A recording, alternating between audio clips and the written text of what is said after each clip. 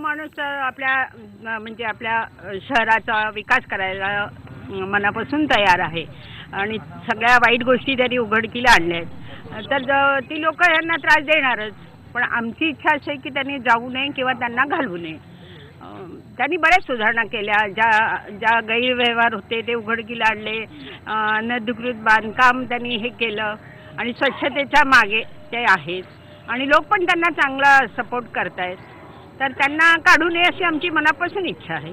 बिल्कुल भी इस एंगल से हम सपोर्ट नहीं करेंगे कि वो यहाँ से जाएं।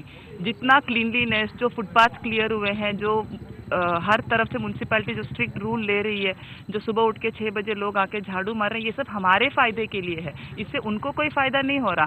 हाँ, जो लोग प्रेशराइज कर रहे हैं उन लोग इसलिए अफेक्ट हो रहे हैं कि उनके बैंक अकाउंट्स में प्रॉब्लम हो रहे हैं, उनके प्रॉपर्टीज में इश्यूज आ रहे हैं, उनको टैक्सेशन ज़्यादा आ रहा है क्योंकि उनके पास प्रॉपर्टीज ज़्यादा है। ते इथे आले होते ट्रॅकवर, आमच्या बरोबर सोबत धावलेत, आमचे 2-3 ट्रॅकर्स त्यांच्या बरोबर होते आणि इतकं छान वाटलं की फर्स्ट असं कोणीतरी की आपल्यासाठी कोणीतरी आलंय इकडे, म्हणजे ॲज अ कॉमन मॅन आम्हाला इतकं छान वाटतंय की आमच्यासाठी कोणतरी आलंय आणि आमच्यासाठी लढतंय. इट्स नॉट फॉर फक्त पॉलिटिकल लोकांसाठी नाहीये हे, म्हणजे they are looking for common people आणि that's a great thing he is doing. मेरे अपने खुद के घर के लिए 15 डेज हुए थे रिनोवेशन के लिए, 3 लाख रुपीस खर्चा किया था मैंने एक छोटी सी जगह के लिए.